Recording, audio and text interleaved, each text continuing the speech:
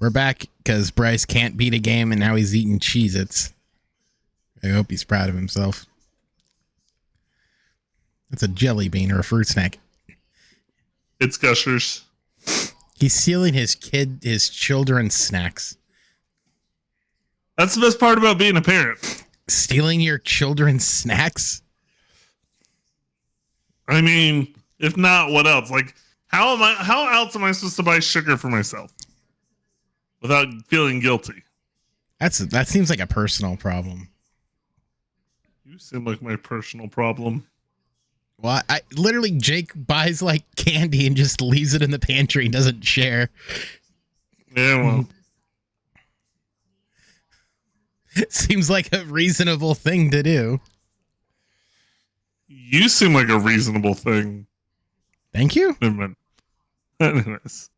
Question mark. Thank you. I don't know what that means. I'm taking it as a compliment. Specks and I are both just eating while we're doing this podcast.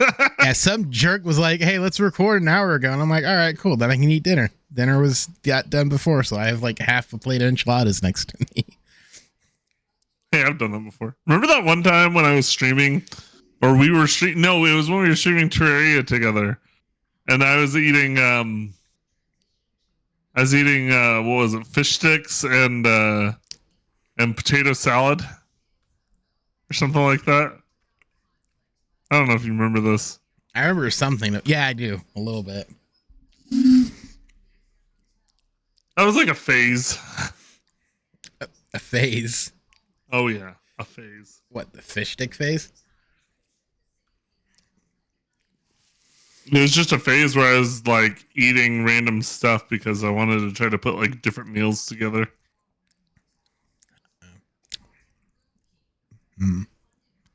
But anywho, let's try to make this a shorter podcast than the past couple weeks have been. I'll just cut you off. Hey, you're acting like it's been my fault. Has been. You're the one who argues back at me. You could because you're wrong. Except most people, based on the articles I read, you know what's funny? Most people agree with me. Well, I know what's funny. The Dan Levitard show had the exact same conversation, and everybody in the room who was our age said, "No, I think it's gonna be like you'd go for it." The only person who said no was an old man in his 50s. So how do you feel having the same response as an old man in his 50s? Good. They say age is wisdom. It's not wisdom. I think I stand by it. I think they just... Okay, this is the Pac-12 argument, right? Yeah, my entire argument was I think you're underestimating people who just want to watch football. And you keep saying it's a quality thing. I think people just want to watch football. What was the conversation on the Dan Levitard show? Was it about the streaming or? Yeah. It was literally, it was the entire thing. The problem was about like what the problem was that the numbers that would have been projected might have gotten them to the amount that the Big 12 was getting and that schools could get with the Big 12. But the problem is that's like the projection. Like 1.7 million was like, I think that's where you're at. And the problem is if some schools were coming short of what they were projected to be at, like say Cal and Stanford, let's say they were projected a certain amount and they just weren't hitting those amounts. And the amounts that you're talking about from like people who have no care about the Pac-12 and just want to watch football, that only fulfills up to a certain space. And so what happens is you're relying on probably reaching that amount rather than having a guaranteed contract. Now, like, is streaming the future? Sure. But is it right now? I don't know. It would have been hard for them to necessarily reach that goal. No, it wouldn't have. I think more people would have gotten it just to get more football. All I'm saying is I can point to about 5 different articles from The Athletic and ESPN that say it would have been difficult for them to reach the 1.7 million number that they would have needed to reach, and then to go beyond that to get to the. And besides that fact, The whole reason the Pac-12 turned down ESPN's deal last year was because they were only getting to that 30 some odd million number. They were never going to reach the 50 million that they wanted, especially not with Apple's services. I think they're just underestimating just how much people want football, and as much as you say like that number's not that high. It's 1.7 is a good amount of people. It's higher. The look. It's higher. I know it's soccer. But the MLS subscription that you keep pointing to, that's also through Apple's services. That was a bad. That looking back on it, that was a terrible comp. It doesn't even have 1 million, and that's for people to be able to watch Messi. Yeah, but on a regular basis. So on that note, and this is something they brought up was soccer fans. So the majority of soccer fans who want to watch like Premier League, La Liga, MLS, like all those fans, they already know like they have to get streaming everywhere. However big that number is, the United States, who are in that group who are hardcore fans, is probably under 1 million who want to watch a lot of soccer. It's probably very little. So if they already got that subscription from the already like, we want to watch whoever our team is in Premier League, like if they got those already, soccer's just a bad comp because the number of soccer fans in the United States isn't that large, probably who like big because MLS does a terrible job of promotion. Like now that it's like booming because of Messi, how many more casual fans are there of football who would want just another option of games to watch? Probably a lot. That was my point. Is just more options. I don't think you kept saying quality. I don't think people care about the quality. Most of the games in the windows are awful anyway until 5. Does it really matter if that game's like a Stanford Cal or a Washington or an Oregon State? It's just an option. But I think it would have done better than the articles say. I mean, I've yet to hear a person who analyzes these kinds of things say that it would have been any better than the whole thing is they don't know because they've never put football in that realm before. So what they're basing it on. I mean, you do have that kind of version in the NFL.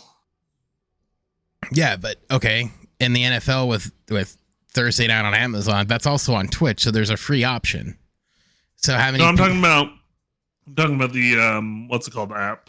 They have an app that you can watch football games on. What, the NFL app?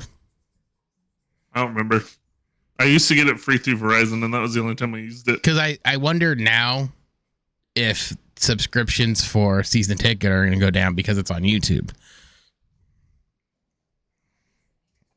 Because that's really the biggest thing is how many people who are used to like the traditional like season ticket when they have it like on their TV are going to be so confused come football season.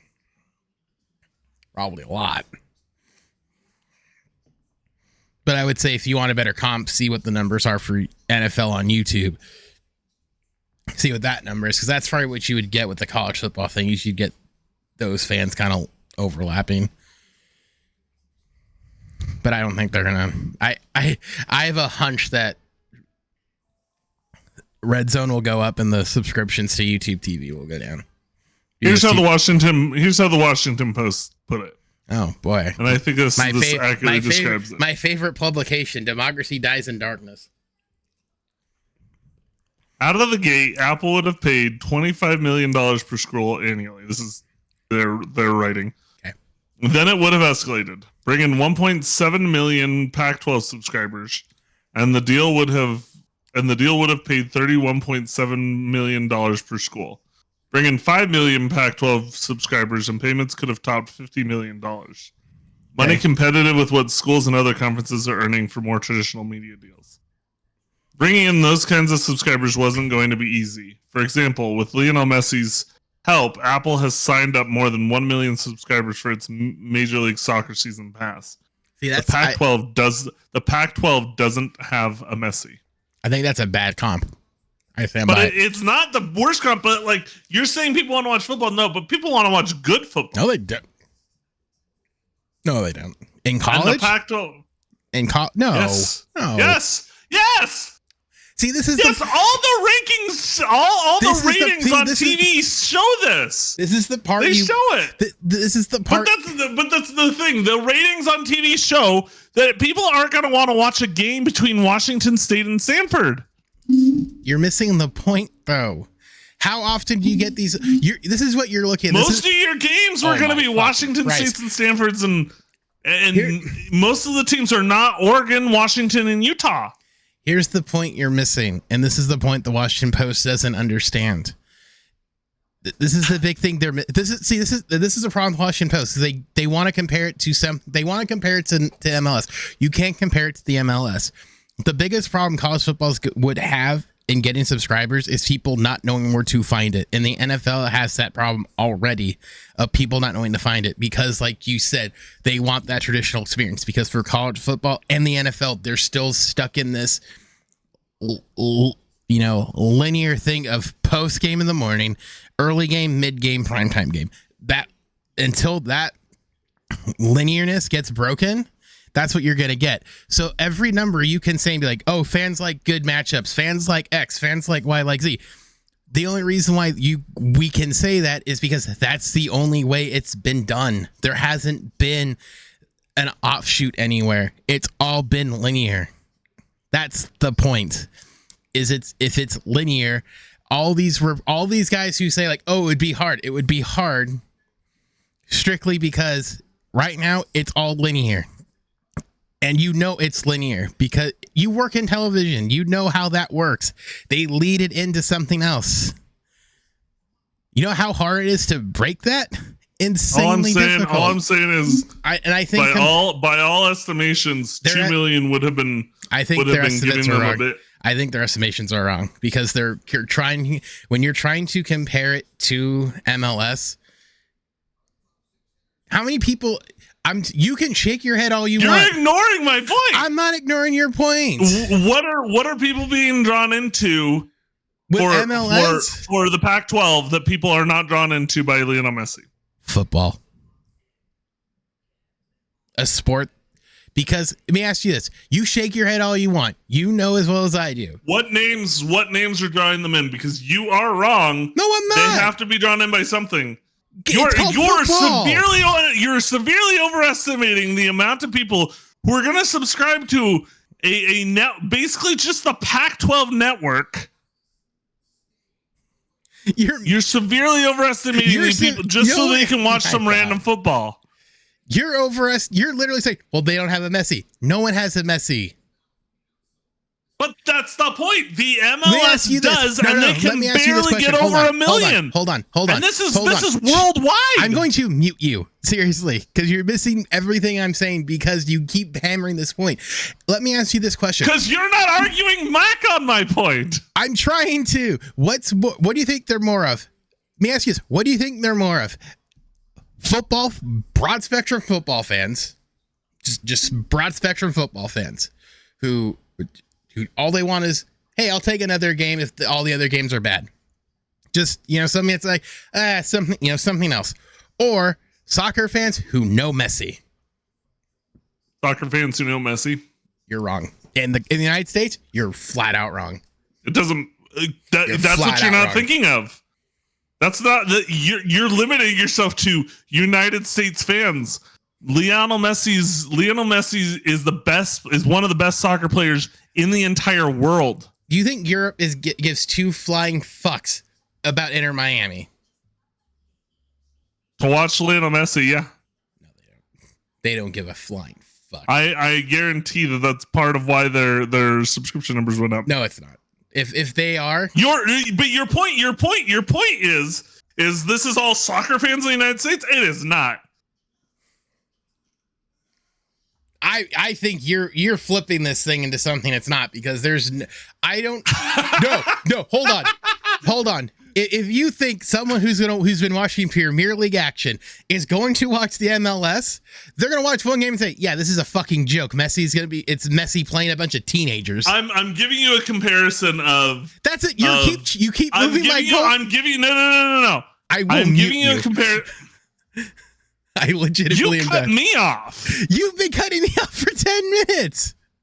So you're literally, you just moved the goalposts. I literally just say there are probably more football fans in this country who would for college football who will sign up to see more college games in windows where they don't necessarily care about the games because it's it's something they might not normally see, versus some podunk kid in Wyoming who's gonna pay $60 to watch one guy. But the whole thing is, I'm not talking globally. You literally just like, well, there are people in Europe. What? Stop changing stop moving the goalposts. But that's the problem. I'm not moving the goalposts. You just did. We're talking the total pool for subscribers for both the Pac-12 and for MLS soccer. What I can guarantee is there's fans of Lionel Messi all around the world. Yeah. What I can guarantee you isn't happening is there's not Pac-12 or even college football fans outside of the United States. There's not that much. What you pointed out about the Premier League and this and this and this, there's definitely less people around the world who care about the freaking who care about Washington State playing Cal or San Diego State playing whatever teams that they added.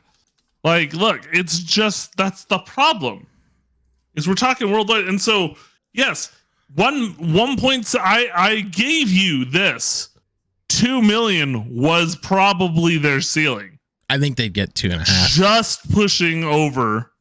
2.5 would be beyond their wildest expectations. I think they get 2.5. I'm trying to look. They're still on national. They're still on regular TV. I'm trying to look. They don't have it. So it's nearing 1 billion, but that majority of that's going to be here. I just want to see what was the bump before, because it went overseas prior. It's not going to tell me. Instead of just beating a dead horse, I just think you can say you're wrong. You can say I'm wrong the entire time. I think they're just underestimating it a lot. I think you're overestimating it. You know, it probably, hold on. I don't know why I didn't think of this before. I wonder what the Peacock, a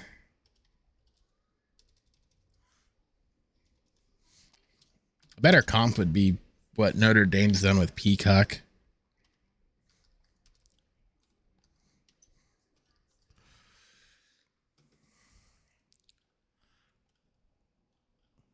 Well, yeah, but that's just Peacock in general. You have Peacock, you have that, and so that includes the Office fans. And no, I know, but that's a better comp.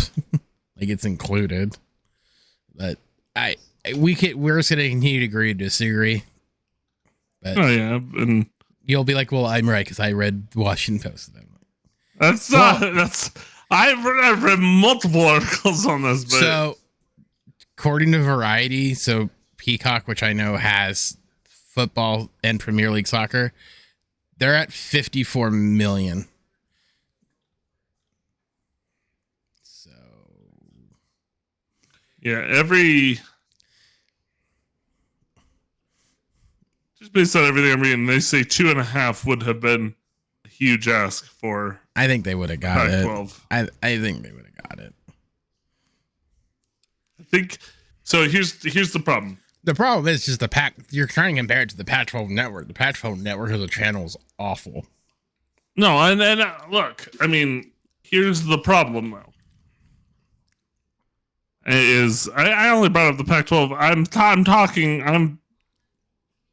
Anyways, sorry.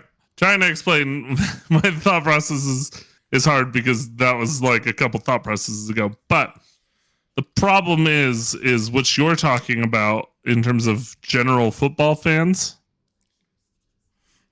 is not going to be a number that it's going to be like a quarter of the amount of people that would be subscribing. The only I'll have to send you the clip, but this was the same thing they were talking about. But I think it literally comes down to the idea of like, you'd probably go there. You would sign up, but it's like, would you watch? Debatable. But I think if they were to do it, if they did it, and I think they would succeed at $2.5 million, you would probably see a lot more do it. It's just a matter of who's going to be the first one to take the dive. I mean, maybe eventually, but the problem is what you don't know what the product's going to end up being like, and that's my whole point. Is what if you can't get enough people to nibble? You get enough. I think you get enough. What if that first season you end up with 900,000? You end up with 900,000 subscriptions, and the product isn't very good. They've hired bad announcers. Well, I don't think the Big 12 is putting on games the Big 12 is putting on games at around that time with Colorado and BYU. All you'd have to do realistically is prove the concept works. It's proof of concept. No, but that's the point. Is what if the product is bad? And so the problem I'm presenting isn't necessarily that they wouldn't ever have reached whatever number. I doubt they would have. But the problem is if you're a president at the University of, Oregon, and you've got, I think they're getting like 35 million from the Big Ten sitting on the table over there, and you've got maybe 32 to 35 million sitting on the table at the Pac-12 on best estimates by professionals that they're talking to. I don't care what, the Dan Le Batard show or, whoever's saying, based on who they're talking to on their trusted advisors. Well, clearly you're sitting there and you've got these numbers and these numbers saying, look, you'd maybe be able to just barely reach the number you're getting from the Big Ten, and that is a guaranteed number. And that doesn't even consider like sports data rights and things like that. Sports data, you wouldn't have to deal with that. No, but that's the thing is like right now, what we're talking about right now is television media rights. But you would own your own product. Like I said, the biggest problem. The Pac-12 still would run it. No. And so what I'm talking about is the conferences also sell and get huge revenues from sports data. And so what ends up happening is the Big Ten is going to be offering a lot more. So this is why the Pac-12 was never going to survive with this crappy deal from the Apple TV. But the biggest you're still considering linear television. Linear traditional television is going to fade away. It's just a matter of who's going to bite the bullet, who's going to try it first. The Pac-12 wasn't the Pac-12 wasn't the right product. The Pac-12 could. The only way that streaming will start to succeed, and it will, but the only way it will start to succeed is with the right product being presented. If the Pac-12 did it as a proof of concept, we're talking Big Ten or SEC. If the Pac-12 did it as a proof of concept, and if they set the bar low, like if they just set it low to say, I don't know, 500,000 subs, just to see if it would, like, baseline, it's going to try it. If they surpassed it, because I think it would. Because like I said, I think the future's over the top. As much as people want to be like, traditional media is still going to succeed. RSNs are dying. Bally Sports will probably be gone this time next year. The only thing going to be left will be probably Fox and ESPN for sports. Your regional stuff's going to be gone. So you're going to end up with probably the majority of your stuff coming over the top in either a separate package or elsewhere. Soccer's already done it. Football probably won't do it. But I think baseball's the next one to do it. No, but so the thing is, you ignored the point I made. No, I'm trying to maneuver my point. But yeah, I would say like if the SEC said, "Hey, we're going to be on Apple TV, all our games are going to be streamed there," the SEC would probably hit 2.5, 3 easy. But I'm saying, I would say if it was the SEC that was doing it, and definitely if the Big Ten was doing it, you're talking numbers probably closer to 5, 6, 7 million. So, but the problem is, I'm talking about. So you're telling me that number would exceed, but the Pac-12 couldn't get 2.5. Weird. Interesting. I'm just saying, with the right product, yeah, you could sell streaming. I think there's here's the thing. Here's the thing. My base in that number is SEC fans and Big Ten fans. My base in that number, your base in your number is just general football fans. I think general football. But that's your base. You're saying what you've been saying is more than half of the subscribers. I don't think there's that many SEC fans. From what I can tell, you're more than you're probably even considering up to like 60% of the subscribers would be just random people, and obviously we're going to disagree with on this, but that's where I'm saying you're overestimating that number. But that's besides the point.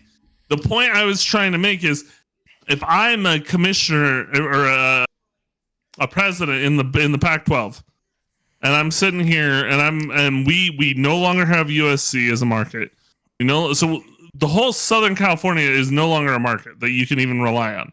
Nobody, and I wouldn't say nobody in Southern California would sign up, but there'd definitely be a huge drop because they're going to be going for whatever they can to be watching. Weren't you the one big saying schools around the area? But weren't you saying like 2 weeks ago that college football is regional rivalries? Yes. So let me ask you this question then: If the Pac-12 sort of if the Pac-12 stayed packed and they didn't lose any other schools, just USC, UCLA, if it's regional rivalries, then wouldn't like Oregon State, pretty big rivalry. Washington State, pretty big rivalry. Sure. That would feed, and I think there's still LA guys who would still watch. Not Nexus of more than a few 100,000 each. See, this is the part I laugh at. I have to laugh at this with you. You talk about like the couple weeks ago, you keep talking about this like, oh, it's regional rivalry. That's what drives college football. We're taking that away.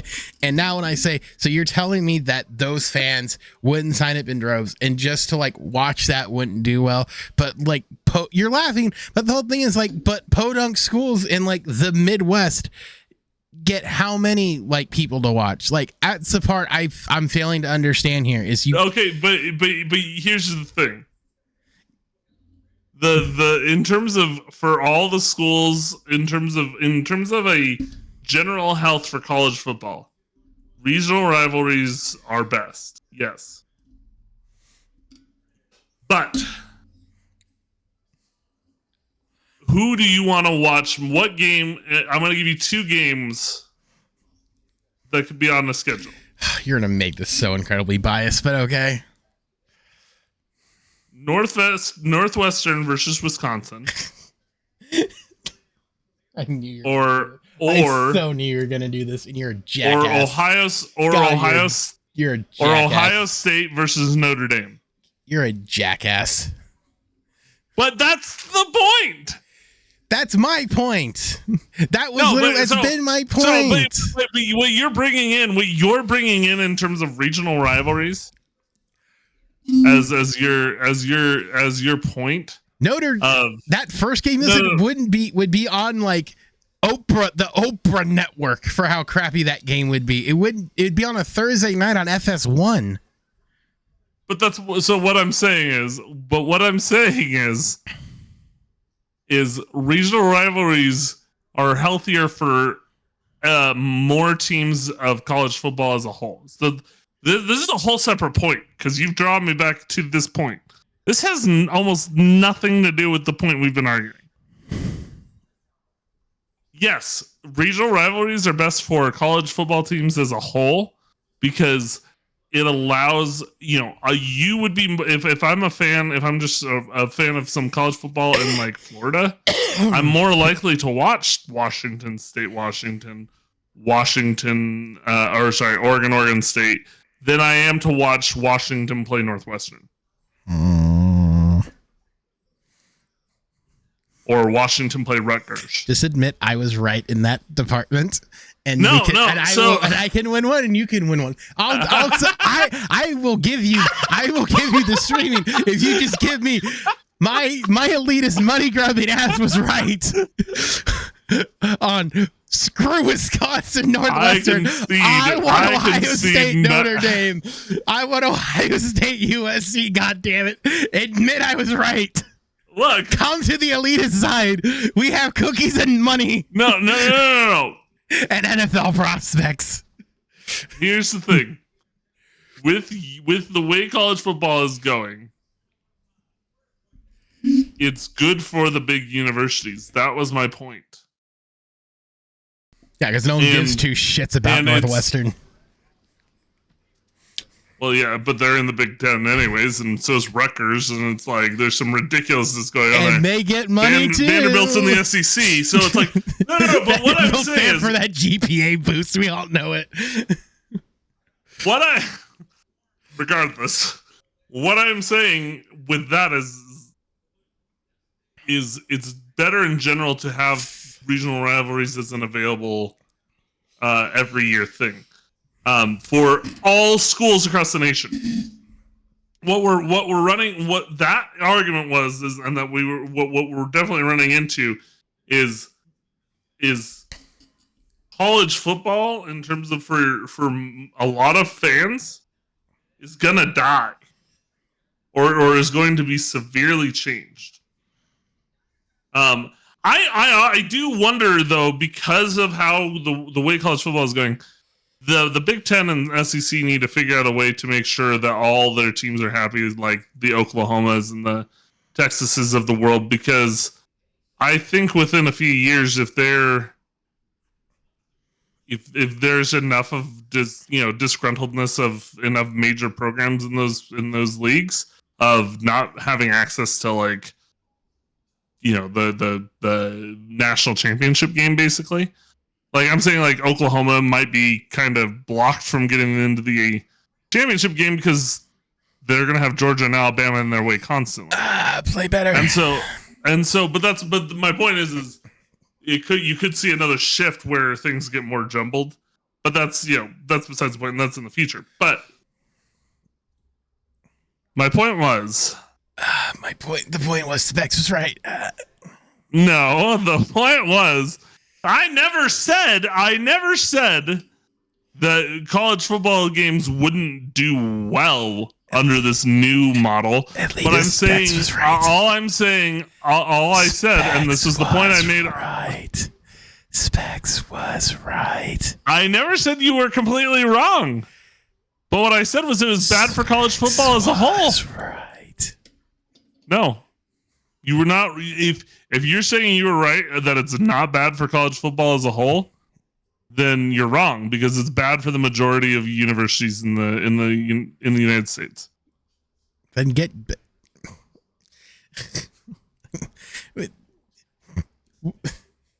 I can't have this argument again. I really can't. But that's the thing. No. So what we're talking about. So because what we're talking about is in this new. God damn, it's been going on for almost 40 minutes. God damn it, I hate this crap. This could be our argument, I guess. But and we didn't even get to talk about the fact that Specs is streaming again. Yeah, bummer. What a shame that is. No. Check him out, Specs Gaming TV on Twitch. Jesus anyways, Christ. no. Can I wait? Hold on. Let me get this point, and then you can go on. The schools that were sucking, were doing bad already, are doing bad now. We're doing bad prior. That doesn't. I don't think the jumbling up of it makes it any better or worse. The thing I guess that does suck is that if like Vanderbilt, for instance, were to not that they would, but like if the SEC kicked out Vanderbilt because they wanted to get like Miami, they wanted to get the Hurricanes, or same thing, the University of Miami, Clemson, and Florida State, but they booted like Vanderbilt out of the SEC, and the SEC said, well, we can't go to the ACC because the ACC doesn't have money, so we're going to disband our football program. Like, yeah, that stuff sucks, but at the end of it, like, I don't want that to happen to Cal and Stanford. Honestly, are they notoriously good? Nah, not really, but they have bright spots there. Well, like, that stuff sucks, but ultimately at the end of the day, it's on the field. But it's one of those bits too, where like ultimately at the end of the day, all for like Vanderbilt, for the most part, it's all it really is. It's like, hey, it's a free $32 million for us to go out there and win one game a year. And I think they kind of know that. So no, but what my point is whatever about Vanderbilt, but like, because I mean, it's really ridiculously difficult to kick a team out of a conference. You can leave a conference pretty easy, but to get kicked out is at least as things currently stand, it's ridiculously difficult. It has to be like, from what I understand, like a pretty heavy vote. No, but I'm saying, and like, most teams are not going to support that. But maybe not so much kicking them out as in like a trade. I don't know how it would happen. I don't think Vanderbilt would be going anywhere necessarily. No, so what I'm saying though is like, I'll give you a team that at the very least is in talks most years to possibly make the playoffs, and has been for the past 4 years, 5 years, 6 years maybe. The University of Utah. My eyes were, you could see my eyes switching. I'm like, this fucker's gonna bring up Utah. Okay, but the problem with this new league is Utah currently, as it stands, has a trajectory that could allow them to make it in the playoffs if they given the right wins. Okay. The problem we're running into with this new thing is, if the SEC and the Big Ten continue to go the trajectory they've been going, and they decide that they just want to make it between their two leagues, make the but that's the AFC, worst case. Make it be the AFC for the Big Ten, and then the SEC is the NFC. And then all of a sudden, the Super Bowl is just the best of those two conferences. Okay, in a worst case scenario. All of a sudden, you can't have a team that was built so well like Utah, and then they're just not going to be in it. But anymore. That's a worst case scenario. That's like saying like the Hurricanes going to California on Monday. Like, it's probably not gonna happen. But it's like this doomsday scene. But that's the way the trajectory is. But the whole thing is, that's the doomsday scenario for every like small school that develops talent. That's their worst nightmare, is that the big schools just eat them alive. Where that probably isn't going to happen. As much as like you kind of think it will, it's probably not. You can stand there silently all you want. It like the SEC's commissioner's already pushing that direction. Yeah, because he wants more teams. Like, the thing about it is, ultimately at the end of the day, it's like, if you want to make the case, then there's no point of even trying. Like, if that were the case, then every school would just be like, oh, screw it, we're not going to play football anymore. They would just forego the money and put it into basketball, and then you'd get another conference. They would just go to another conference and just football. That's what would happen if that were the case, where it's like they couldn't, if that were to happen, like you can point at Utah and be like, Utah, Utah's never going to have a chance to win again. Well, I hate to be the bearer of bad news to Scott, but maybe Utah wasn't that good. And it was a product of a crappy, it was a product of a crappy Pac-12 for 6 years. You can laugh, you can make that stupid face all you want, but that's part of it, right? Is like the division you play in, the conference you play in. And I'm saying that as someone who's been in that conference. The conference was awful for a few years. I'm not saying Utah's not bad, like not good. But when some of it is a product of circumstance, like what do you suppose? Like, it's not the fault of anyone, not the fault of Utah that they've won 3 in a row. It's like they won it, they got it right. Like that's part of it.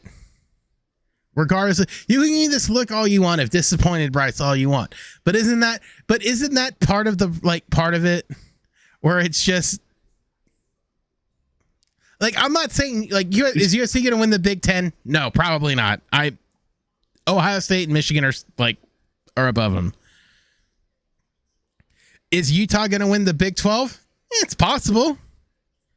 Is Colorado, like, it's still probable. Like, they're still in that conversation. Yeah, and the way things are currently stacked, they could go to the by winning the Big 12, they could go to the college football playoff. Yeah, there you go. But that's what I'm saying.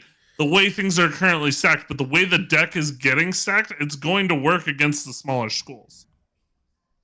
It's all, unfortunately, as I just said, it's always worked against the smaller schools. The problem is it's not being driven by talent in athletics. It never has. It's being driven by market. It never has. And if that's what it takes for people to recognize that, then that's what's gonna happen. So that's been the dirty secret for years. So now you are at my point. The difference is I acknowledge it. You have arrived at my point. Yeah, but the difference is I've accepted that point. That's the difference. I'm not fighting against it. And that's what I'm saying. You finally came to realize that I'm right. This is bad for college football as a whole. It's good for the topper echelon. It's good for the elites. The whole thing is, it's like USC's not one of those elites. They're in that outer ring. They're not. You can laugh all you want. You're laughing because you think I'm crazy when I say that. USC right now is. No, that's not why I'm laughing. But I'm laughing because last week we had this conversation and you said USC's been really good. Blah blah blah blah blah. Minus a few years here. But the problem is you're right. They haven't been good since since Lincoln Riley got there. They've been bad since Pete Carroll left in 2009. Clay Helton was horrid. The Clay Helton Steve Sarkisian era was god awful. The only reason they won is because Sark could recruit. Other than that, it's been awful. Downright terrible. But the point is like that can be fixed. Because the one thing USC can hang its head on that a Utah, BYU, and a lot of these schools can't is, for a while they were a traditional powerhouse that still warrants something. And that's what I'm saying. They don't have that. But how long? Good for USC. But the whole thing is, it's one of those bits where it's like, how long will that last? Like, as much as like I have Homer USC fan friends, there might come a point where it's like they might get buried, but the thing is, it's like USC has the deep pockets where they can NIL people. Yeah, does that give us a leg up on someone? I guess if they really want the money, sure, but that's not every recruit. USC doesn't get a bunch of 5 stars anymore. I think they have 5 or so. Like, it's just the nature of it's the nature of the beast. Is But you've arrived at my point. I've been there, but the difference is I've accepted it. That's been my. That's the point. You argued against this point. You've argued against this point for the past couple of weeks. This is bad for college. So that argument is now closed. That argument is now closed because you came to my side. I'm not on your side. This is bad for college football as a whole. I've just accepted for it. The general terms of college football. It's really good for the top echelon, but it's really it's like if you're a C school, yeah, it's terrible for you. If you're an A to B school, you're fine. Here's the thing. It's like the unhealthy economies we've had in the past. It's just 50 to 60 years. It's just going to be volatile. There's zero middle class.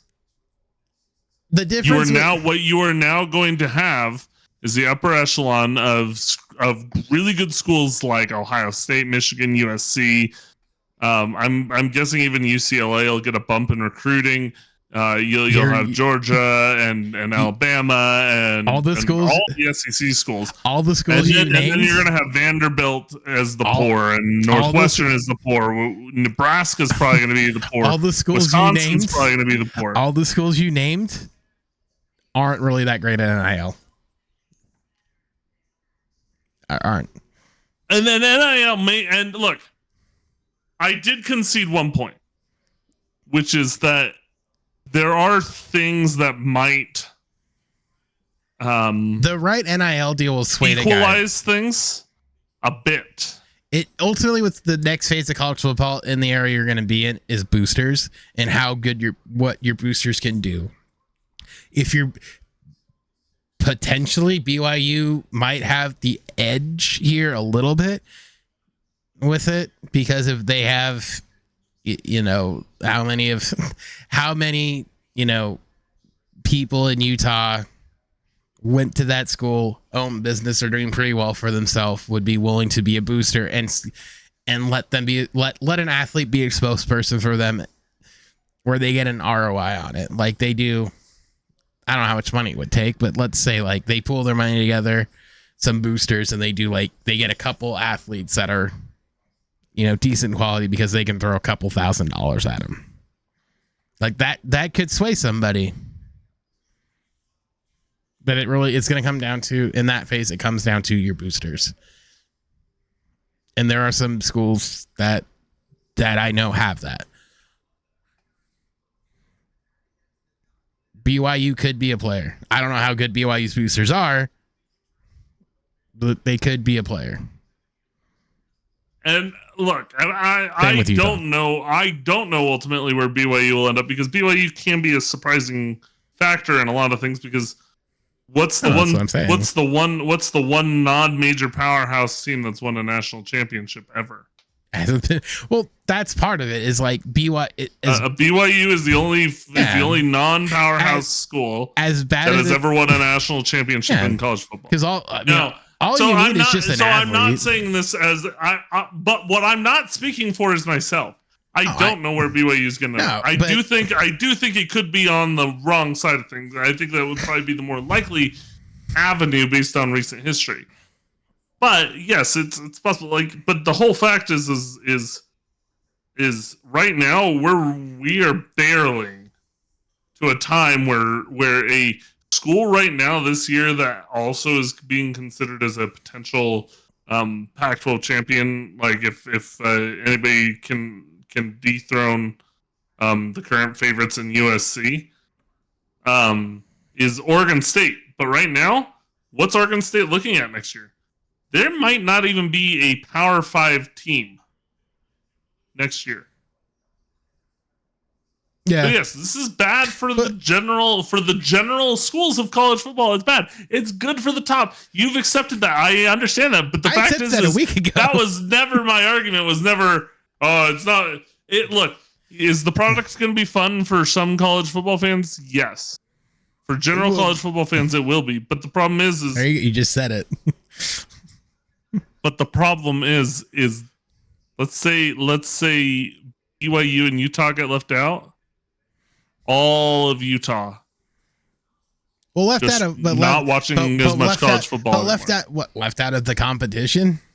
Left out of any major national honors. They already are collectively, aren't they? No. But right now, they may not be getting major national honors. Right now, I guess they have a bet. Utah at least has a better shot because, I guess Caleb can get hurt 2 games in a row.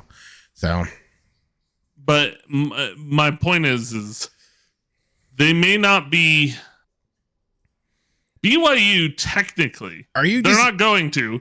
They're not going to, but BYU technically could compete for a national championship this year. Okay. Well, okay. Wait, hold on. I guess this is the part that I probably should have hammered on, and it's my fault that I didn't. That's stupid of me. That's bad specs. What do you consider? I guess I should have said this. What do you consider a successful season for just maybe because this might be where I'm differing because of how I would answer this question. What do you consider it? For who? For your team. For BYU. What do you consider success? Well, it's the first year in the Big 12, and they had questionable generally speaking, not so much this year. Okay. I was going to say 7-5 is what I'd accept this year. Okay. Well, actually, no. Okay. No, I can work with that. Okay. 7-5. You're bowl eligible. Wouldn't most college fans think, regardless of conference, bowl eligibility is what, 5 wins, right? 6. Like 6. Okay. 6 wins guarantees you bowl eligibility. So 5 wins gets you into a bowl if there's any spaces available. So the goal is basically 6 teams, 6 wins, right? I think for most college fans of any team, if they get into a bowl and they win their bowl game, that's success. That you can hang your hat on that one. I don't think that goes away for a lot of these schools. If anything, it means they'll get more bowl games. I don't think that goes away. And to me, maybe that's where this disconnect is because I think success for any, whether it's like, for maybe USC is a bad example, but like any school, if you get into a bowl, any bowl, and you win that bowl, that's a good year. Long term, though, if I went into next year and you told me there is no physical opportunity, regardless of how well BYU plays, for them to make, and like, there is an absolute ceiling, and their absolute ceiling is, the Holiday Bowl. The Holiday Bowl. Like that. Yeah, I'm gonna say that sucks. See, I don't think most fans would. I think that's where you No, that's I think what your but I'm viewing it as I understand the point you're hitting on. And what the point you're hitting on is if the results of the season are this, then it was a good season. But the problem is if you're going into a season being told you absolutely cannot play with the best of the best because we are literally not going to let you. Not just you can't play with the best of the best because it's unlikely that your school will ever do it. That's a different thing. But to have some hoity-toity groups in the Big 12 and the SEC tell you, hey, we're going to physically block you from being able to compete with us for the highest national honors.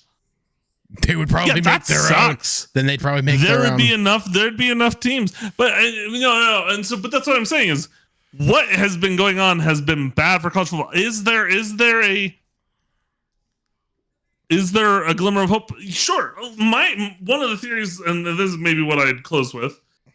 My theory as to why football doesn't necessarily go that direction, at least not anytime soon, is because of what Brett Yormark has done in the Big 12.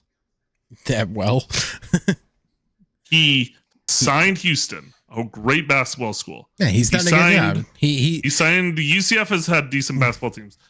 BYU has had teams in the past that are good about.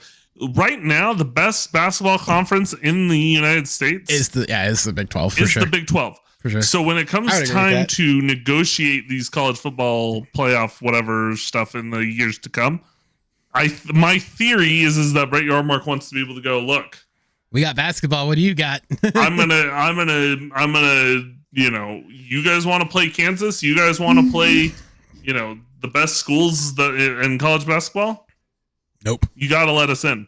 Yeah, there you go. And so I mean that's an angle. So I'm saying yes, there is some leverage, and yes, we probably are far away, but like in terms of what it means for the potential future, where the Big 12 or Big 10 and the SEC say it's just us, the things that have happened in recent memory have not been good. But anyways, that's besides the point. How about the Angels? I mean, my closing point is I think there's plenty of bowl games, and I think for them to like get rid of the lesser bowls that have history or become lesser bowls, like they won't get rid of them. So in terms of like success, which is if that's winning your bowl, you're gonna get it more than likely. I can't speak for like the bigger prizes. I can't because we don't know what that would be. I can't speak on. In a off year, in a year where teams aren't like me. I don't have expectations of a national title for BYU this year or next year because but ultimately recruiting and things have not led me to say I can expect that. But so what's my good consolation prize? A bowl win. Yeah, that's true. But the whole thing is to be told I don't have the option to go after a national title. But would suck. But the whole thing too is there's going to come a point where wins and losses are going to matter, are going to weigh very heavily if that were the case. And I think if that were the case, then they would, despite what everyone says, unfortunately, you'd be in the thing of a 2-loss Alabama team's not a playoff team. A 1-loss Utah team is a playoff team for the same reason of them's the fucking breaks, and Alabama would have to deal with it. Honestly, and that goes for a USC guy who missed being out of a bowl game because somebody didn't play in a conference title game. Like, if I have to accept that fate, so should everybody else. I sincerely mean that. If a 2-loss SEC team were to get an over a 1-loss team like out of the Big Ten, I'd be upset. Honestly, but the Angels move on to a youth movement. That's probably what I'm honestly going to write about before the storm hits. Is that there's a lot. I had a lot more Angel stuff, but the college football thing took more time. Yeah, let's both of us have a quick discussion. Both of us don't want to have this thing go longer than it already has been. So let's just have a quick discussion. The Angels recalled Nolan how's it? Shannon. I think it's Shannon. But hey, Bryce. Hey, but Bryce, you know how many episodes I have like held now? I have a couple now. Oh wow. Not that it matters. I mean, that could be good. But so, like I said, I had more. What do you think of the move? I had more. Like I had way more, but again, we'll have to do it probably next week. I said briefly before we started, I like it because baseball's biggest problem has been the lack of guys getting drafted to like being seen a lot of times. So in terms of that, I like it because it's like you draft him, you're gonna play him. A lot of the things that baseball does for this is like service clock manipulation. Most famous recently, I want to say, was Chris Bryant, where he didn't break out with camp strictly for that reason because of Super 2, which is stupid. But until they like fix that in the negotiations between the union, it'll never change. But I think if they were to slide in that direction, you'd see more of this. Because I even told you, I said, dude, Paul Skeens should be pitching in September for the Pirates. Why? Because it's fun. Let him see the future. Let the kid go out there and do his thing. Show the fans that like this guy's gonna work. Same thing with Dylan Cruz. Like let them be seen. Like they're gonna be seen in spring training for like 2 weeks and then get sent back. But I think ultimately this is good for the game where like these young guys that are fresh in your mind will get there. I don't care. Is he gonna fail?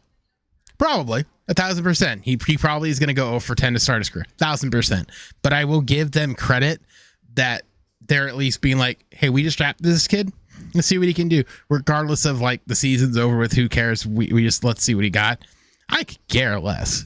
Like, let him go out. If he just goes on an absolute tear, then I think more teams would do it. But like I said, every other league doesn't have to deal with like this waiting process. like basket. Like I made the comment, like Lakers drafted Lonzo Ball number 2 overall. They saw him, I think, when the NBA drafts what, May, something like that. and then you see him in the summer league, which is like late June. So you see him like in 2 months, like 6 weeks. You kind of get to see him, and then you see him again in like another 8 to 10 weeks. Usually when the season kind of starts going, or no, summer league, because the season starts October.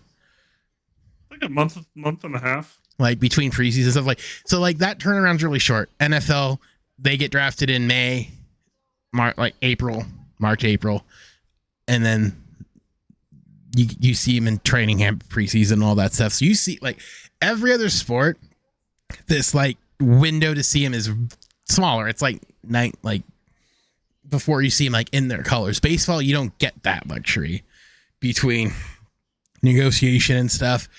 It's usually like years.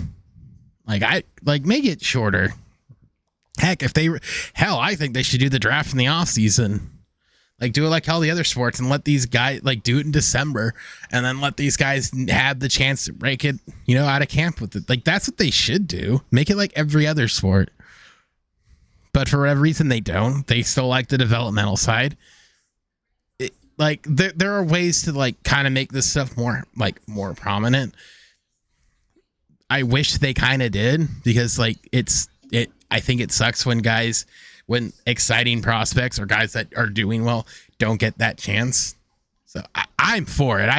I could care less. Like at this point, you got tonight, like in the line, like the only one missing is Nito, but it's like, oh, Hotbay's back. This guy's, Nolan's going to be there. Like you're honestly right now, the thing to hang the hat on is the Angels clearly have the young core they believe in and that they want to do. There's a report from Jet Fletcher saying Nito and Ohape were talking to Nolan the day he got drafted, like, hey, here's what you're going to see. And they moved up quick. So, I mean, they're already like, this is going to beat Perry's core if Perry doesn't get let go. I don't have any reason to think that. But Perry has his core. Let the core go. See what happens. And see. Yeah. Like I said, I think that's baseball's biggest problem is this notion of getting good guys that we project really well and it taking years for them to be seen. So what Shanwell has to do is the Angels are currently 6 games back? More like 8. I'm talking about in the wild card. 8, if not more. Is it 8? I thought it was it's bad. 6.5, 7. I think it's 8. They've only won 3 games. 6.5. Only 6.5? They are 60 and 62, 6.5 games back of Toronto and Seattle. I don't know why I said Seattle like that. Toronto and Seattle for the third playoff spot. Or third wildcard spot. Technically, if they made a really good run, they're not going to. I'm not gonna even if they got hot and won like 5 games in a row, I'd just be like, we aren't making the playoffs. Even if they got hot, won 5 games in a row, and we're suddenly like 2.5 games out, or not 2.5, 3.5 games out. I'd just be like, nah, this isn't gonna happen. It's just too much of a task. Yeah. Too many teams ahead of you and not enough time. Not enough time, and the team ultimately collapsed. And I have to. But that's Samuel's job. Is he's going to have to get us from where we are now to winning 30 games in a row. Oh, Jesus Christ! End the season to win the wild card. I mean, like I said, at this point, when Nito gets back, it's like, hey, let those 3 guys do their thing and see what happens. Because that's going to be your core. That's clearly what this is. It's like that's your core. I do wonder if in about 2 or 3 years, if we're still doing this podcast, if we're going to be going, wow, can you believe the Angels have Nito, Shanwell, and possible, and Reed Detmers and this guy and that guy, and that's like. But part of it too is I wonder how much it's too is trying to show, hey, like the reinforcements are here, and having that core as much as like and all that, because one of the things I wanted to talk about, and we're not going to, just because I think we both want to have this to be a bit shorter, was how bad Epler was, how bad Dipoto was, and how like all of Epler's picks have been tissue paper at the major league level. You know, all that stuff. Like there's been so much ineptitude, and as much as like I make fun of Mets fans for saying Epler's our savior, Epler's going to do well, they're coming around to realizing no, Epler's trash. We saw what they did to the Angels, and that they're still in a bad spot. They want to get rid of him now. It's like, yeah, you kind of see what we've been dealing with when every Angel fan said Epler's trash. What I'm confused about the Mets is are in a horrid spot. Wasn't Epler a Cashman product? Yes, technically. I mean, well, look at look at the Yankees. But that's what I'm saying is, but Cashman's had some successful teams in the past 10 years. Why is Epler so bad? Wait, in 10 years? No, they haven't. I mean, I'm not saying they won a World Series. I'm saying last year's team was pretty good. Why is Epler so bad because of Cashman? Like, he was brought up under the Cashman regime. Because I don't think Cashman's that good. I think that's part of it, is I think people put Cashman on a platter, where in the last 10 years, so 2013, the Yankees haven't been really as good as you think. I think people think of them better because they got to the ALCS a couple times. Better than the Angels in that time frame. True, but my point is, it's like if you look at the Yankees, like above, they're in just as bad spot as the Angels are. Like they're landlocked with a terrible deal on Stanton. You got Judge, but you have nothing else besides him. They're one dimensional. They don't have none of the pitching's really worked out for them. It's like they're in a bad spot, and it has to do with Cashman. And why Epler's the way he is, I don't know why Epler's the way he is. He can't develop talent. He signs pitchers that are terrible. Like the biggest thing for the Mets is they're paying a lot of money to guys not to play for him. Like a lot of money for guys not to play for him. And no matter how much money, like, well, you know, good old Cohen has, like, it's like the NBA, like, you're still paying that money. Okay, last question before we go. Okay. Who was the better GM? Out of who? Jerry Dipoto or Billy Epler? My right nut. No, you have to choose. My right nut. No, but who was the better GM? Who did better things for the Angels? Well, Dipoto got him to the playoffs, but a lot of that was built off the back of Regan's. I mean, I guess if you're looking like the complete record, Dipoto wins out, but it's also like because he got in the playoffs once with the Angels and once with Seattle. So Epler. Well, Epler did another season with Seattle, but they're not. They're tied right now for the third wildcard spot. They can't hit. But you said last year they wouldn't make the playoffs, and then they did. They can't hit. Their average collectively is 238. They're getting back on their pitching, which is fine, but if you can't. You can pitch your way there, but it's like you're also going to be facing better pitching because, like, I don't mean to roast the Mariners, but like, look at who they played. Who have they played? Not really a whole lot. You played the Angels, who were bad. The Royals are bad. Like, I don't know who they're playing tonight, but it's like you haven't really played anyone of worth lately. You played bad teams and you beat the bad teams. All right, cool. Go play the Angels gauntlet and see how you do. They wouldn't do very well because they can't hit. Yeah, like that's ultimately the problem with the Mariners is no Mariner fan wants to hear the fact that, hey, your team can't hit. Well, we're not the Angels, LOL. Like, if you made the playoffs, it's not like I don't think they get very far. Well, actually, no, they'd win the wild card game because they're playing the AL Central or the AL Central, and that's even bigger of a joke. Yeah, but they're like. In terms of like, oh, are they a playoff team? No, the Blue Jays are a playoff team. The Mariners aren't. Could they sneak in? Yeah, but ultimately, the whole thing is like, even ultimately, my prediction for the Mariners was ultimately right, that all their offense would regress, and it has.